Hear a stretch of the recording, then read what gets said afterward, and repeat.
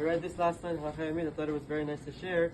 This week's Parashat Bechukotai begins off in Bekhukotai telechu b'mitzvotai tishmeru v'asitem otam v'atati gishmechem beitam. If you follow my ways, says the Torah, you follow my paths, you observe and keep the mitzvot, I will give you rain at the correct time. And the land will produce its proper produce. It gives us 9 psukim or so of brachot, contingent on if the Jewish people serve Hashem and keep the Torah mitzvot in Eretz Yisrael. But the Ben Ish Chaim, Rav Chaim asks a really nice question. If you look at the basic pshat of the first pasuk, Im Bekhukotai telechu, says the Torah, if you walk in my ways. The question is, what does it mean if you go, meaning telechu? Why does the Torah say the word telechu? You're going in my way. It could be so many other words that the Torah can use to be observing the mitzvot. We say tishmeru for mitzvot. Tekayemu. There's many other adjectives that describe the observance of mitzvot. Why did the Torah here choose follow in my ways, like walking, halicha, telechu? So he says a story. The Ben Ish Chai explains that there was once a mashal. There was a very strict prosecutor, very strict judge by the name of Tuvia. And everyone in the town was very fearful of him. Why? That he was very strict when it came to his decrees and his judgments. Anyone had a court case, they sat before him, and they would most likely leave upset. Anytime you had something to be liable for, he doubled down and found you to the farthest degree, the farthest extent. People would go, they were scared, they left, upset.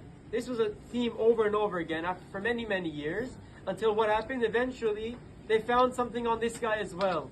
The different governors of the town said that this judge wasn't acting properly, wasn't acting in a just way, and they put him up for trial. They put him up for going above the letter of the law.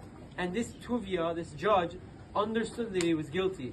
He knew that what he was doing wasn't proper, and he's going to be found guilty in the court of law. So he said, before they arrest me and send me away, let me preemptively run away.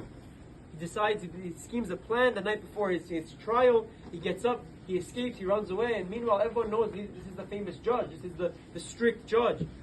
He arrives to the end of the town, and lo and behold, there's a big river over there. He gets to the river and he realizes, oh man, I don't know how to swim. I don't know what to do.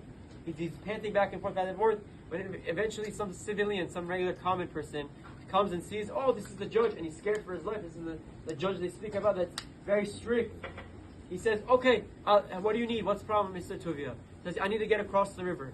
He's like, oh, okay, I can help you, but I don't know how to swim. Okay, come on my shoulders, I'll take you. So this man, this regular civilian, puts the judge on his shoulders, and they start swimming across the river.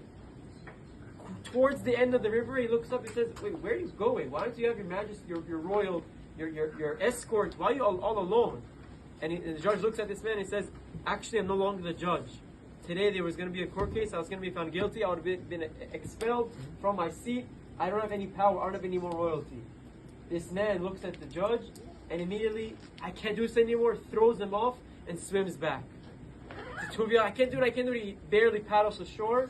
Everyone sees this man gets back. What were you doing? You had the judge on your shoulders the entire time. Why did you decide all of a sudden to just drop him at the end?